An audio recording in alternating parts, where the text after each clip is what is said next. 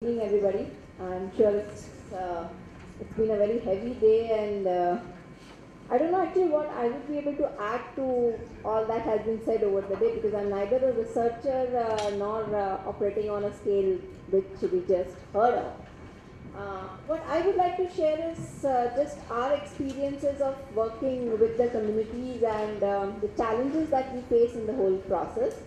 So I come from an organization called Mahila Housing Seva Trust. We basically work in 7 states of India in various districts and cities, particularly in slum areas and cities, trying to make basic services like water, sanitation, electricity, housing available to the informal sector people. And as our name suggests, Mahila Housing Seva Trust, women are the entry point for us to get into any project. Before I start share what I want to say, I just wanted to share a few questions which I have in my mind. Whenever we are talking, the whole day we spend on urban water management, and these are a few questions which always come to my mind when we talk about urban water management, particularly. It's like, how do we take the decisions related to water management in the city? Who essentially takes this decision? Whose need is considered in the whole planning process? How do we plan it? What is the evidence on which we base our decisions? Who has access to this evidence? How, whenever decisions are taken, some people say so much liter of water is available. Who has access to all this information? Who actually maintains the whole water system, not only the water supply scheme, but the water system in the city? And who are the people who actually pay the price for lapse in service delivery? What are the grievance mechanisms?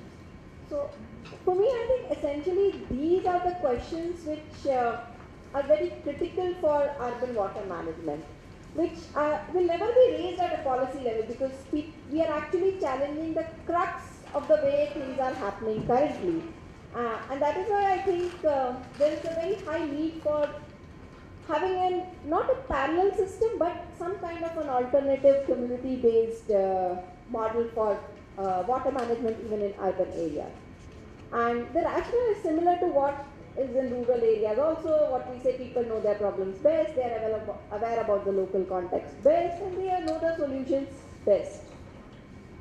The fact is that, actually speaking, most urban areas, and I would like you to just spend a second thinking about your own societies where you stay in, most urban areas do not depend only on the municipal corporation or on the government for water supply. Each and every society that you would see would have an alternative mechanism or a backup mechanism for water supply. They would have an alternative mechanism. So if you are staying in a society, you would essentially have 3 ways. You would be having the municipal water coming in, you would have a bore well, which will also be putting water in your overhead tank. Plus, you would be having a water supply, a drinking water supply, either coming in through those water bottles, or you would be having an in-house water purifier, which itself is again an individual system. So there are a lot of these available for most of the population. But what about the poor, who cannot afford these alternative means? They end up having so many. So what essentially happens is, because people have these alternative mechanisms, that's why the city never supplies or never does it 100%. And what the result is that the poor are even more vulnerable, and they have to have more and more multiple options. So if you see a slum, essentially a water system in a slum, it is an ecosystem in itself. And I would just like to quickly take you through a case of one of the slums that I work in. This is a slum in Odhav ward and Ahmedabad. I wouldn't even call it a slum. It's actually like a low-income, a low-income area. 80% pakka houses. The government has, so somebody in the morning said 70% of urban houses have access to taps. So this is one of those areas which has access to taps, and which is picked in the census as having access to water. So good income. The incomes are not that bad, 10 to 12,000 rupees per month, different jobs. Now just let's try to look at the water supply system that this place has. There is a water line in the slum. So everybody has an access to, has a household level water connection. But this water line currently is not connected to the mainstream water supply system of the municipality. It is connected to a bore well which was constructed in a nearby area which was rehabilitated under a slum rehabilitation project. A building was constructed and they are supposed to share water with this slum. There's two walls. It is not only one slum which is getting the water. There are two slums which are getting water. There are these two walls near the EWS, as you can see. But both are operated by Ahmedabad Municipal Corporation personnel, and one wall supplies the water to Satyagurupa Nagar and the other to Chamunda Nagar and Vishwas Nagar. So when one wall is functioning, one place gets water, the other wall is functioning, the other place gets water. If you, as I said, each household does have an individual connection, but if you see the lines of the individual connection, you will see that to each of the household there is a connecting sewage line. There is a parallel sewage line.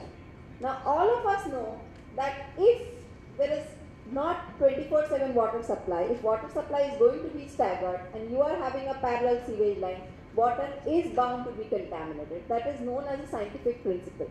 But still, within a slum, these are the kind of systems that are being set up. I will not go into detail about it. Now, here comes the catch. If you want to set up anything in this slum, there is always this backup which the municipal corporation is saying a pumping station of 27 lakh gallon capacity is under construction and we will supply you water from that. So people are waiting for that pumping station to come, and since last 3 years it is being said the same thing. Now, I already shared this, but just to give you an even further perspective of the ecosystem is that this is not the only part of the water supply system which is there. From this, the way the water supply is this, so there is no tap. So there is actually a pipeline.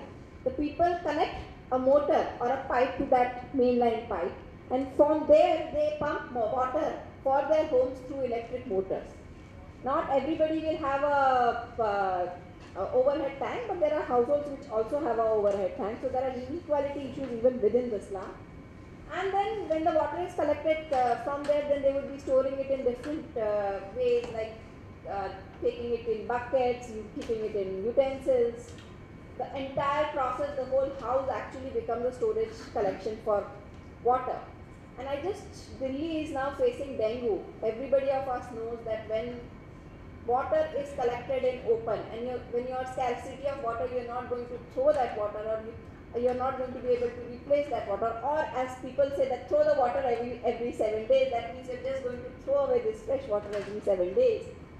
What is the kind of system that we are creating? Grey water systems are there. Drinking water, yes, there is some filtration. They use cloth for purifying the drinking water that they get. And this is just to show you the multiple systems that exist in the slum itself.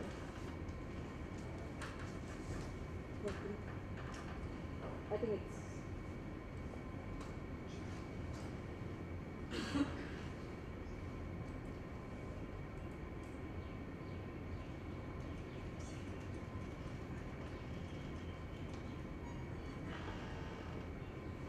you have to go back. Still back. Yeah.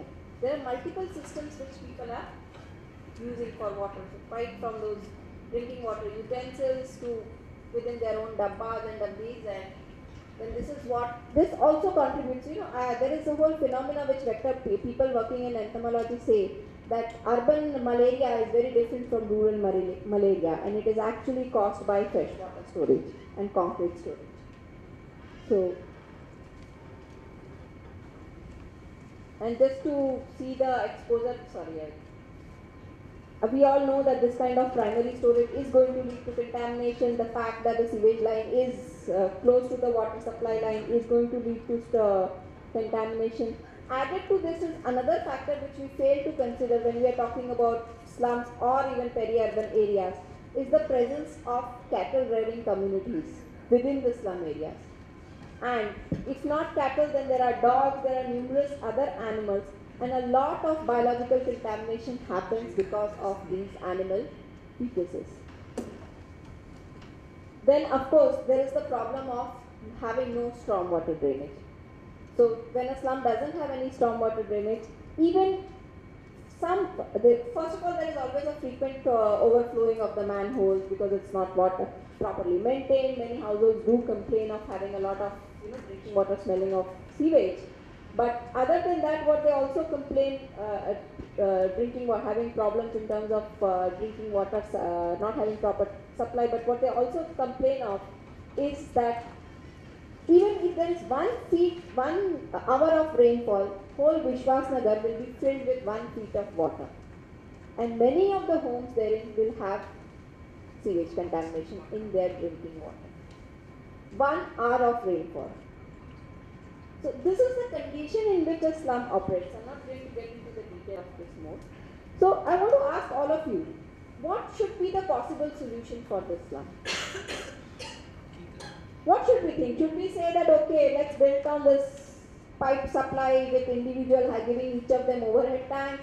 Or should we have a community overhead tank? Who is going to manage that common overhead tank? Should we have individual water supplies filtration systems, or should we have community water supplies filtration system? What happens to the whole water which is stored and fresh water which is wasted, no stormwater drainage, no proper drainage? What do we do with that water? And how do we get this community to think about the sustainability of the groundwater which these 4 communities are exploiting and which they are always fighting for? So we can't ask them to actually use lesser water. Just think about it. The things for the poor in urban systems are really very, very, very difficult. And the answers for this cannot come from people who are sitting in offices, people who are gathering data, people who are making big plans. The answers for this will come from the community themselves. What is required, and this is a very important thing that is required, particularly in urban areas, is that unlike rural communities, they are not very strong to create their own plans. They need a lot of backup from technical experts. They need a lot of backup from service providers. And both these, unfortunately, in urban areas, we don't have any system for people, technical experts, government and communities to interrelate, to link. In rural areas, you would still have people going in. How many of you know the name of your local sanitary inspector? Anybody? Have you seen their face? So we are all citizens. So can you imagine that if that person does not have accountability even towards you and me, what accountability that person is going to have towards this slum dweller? So, we're talking about sustainability within this context. And what we are trying to essentially do as Mahila Housing Seva Trust is to build this kind of a linkage between the government, between technical experts, between service providers and between the communities, and trying to facilitate access to water, quality, sustainability, infrastructure development, awareness building and behavior change, and most important, creating an institution for having the voices of the poor in planning and governance. How do we do this? Very basic things. Try to create community-based organizations at the slum level. Build people's organizations at the city level. Try to create platforms for them where they can come together, gather, talk about their issues, try to solve their problems. Engaging a lot locally. Somebody was just sharing that motivation comes from communication and awareness. But communication has to happen at a local level. Talking, there is one thing where people talk on radio and television saying you have to have toilets, but toilets where people actually have toilets only when there is a push at the door of somebody pushing you, telling you to have those toilets. So it's very much important to engage locally. Building their own leadership, because talking about having people's voices, but creating those leaders who can actually fight for their rights, creating those leaders who can engage locally is one of the biggest steps. So we have a model wherein we don't go and work directly in the slum, but create leaders from the slum who then engage locally on different issues with the people. Building their capacities. on different issues, not only in terms of working with the government, being aware about government schemes, being aware about government processes, and beware government processes in urban areas are very difficult.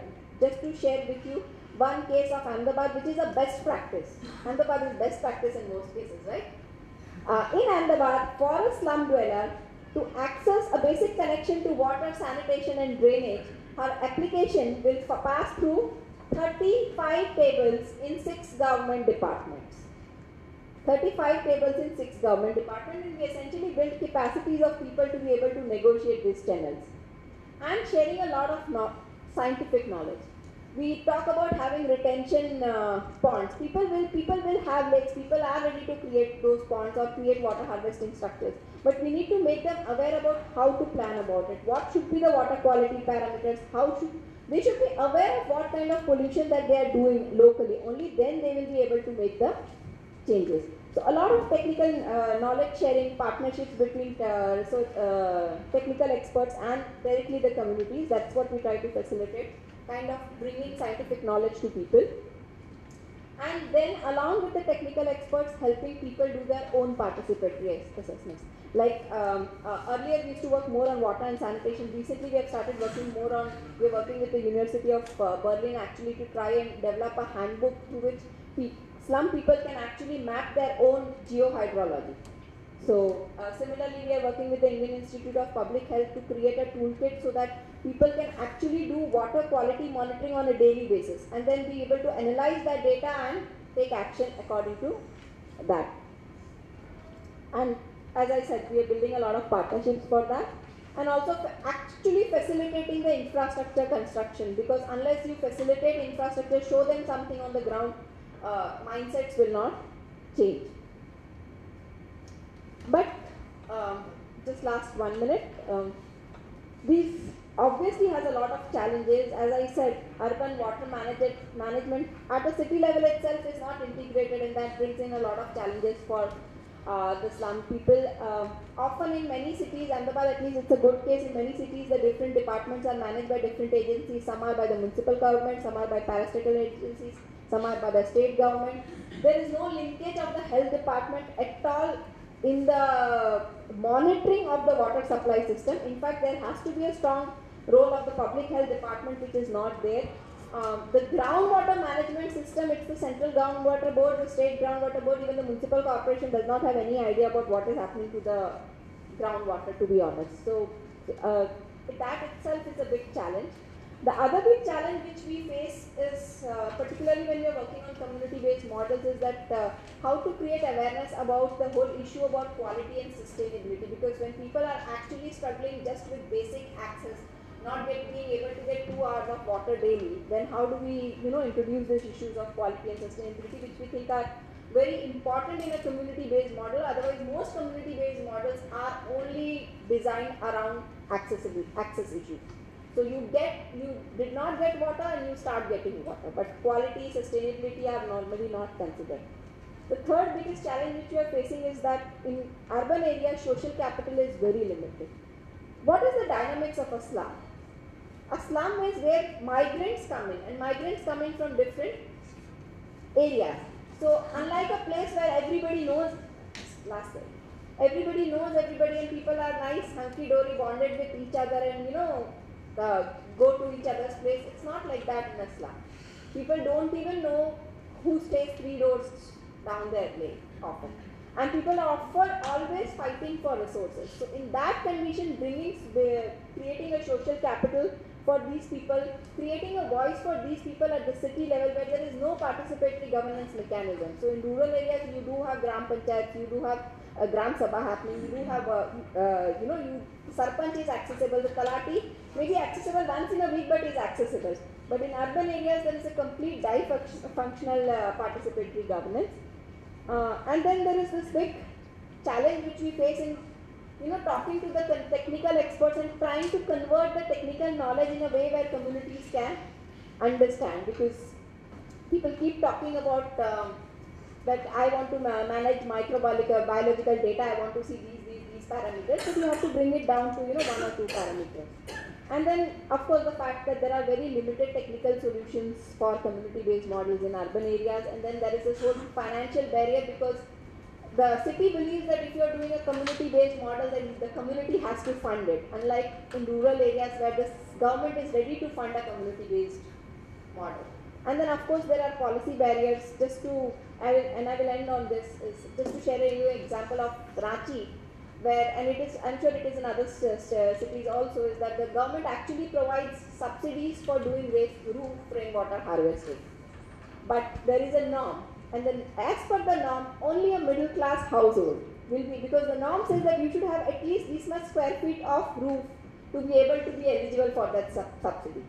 And a slum dweller will never be able to do that kind of a roof rainwater harvesting structure, even if the person is ready to invest part component out of it. So what we actually did in Ranchi was trying to work with the municipal corporation, saying why can't 3 slum dwellers come together and do that kind of a structure. But these are a lot of policy barriers also that we face. Thank you.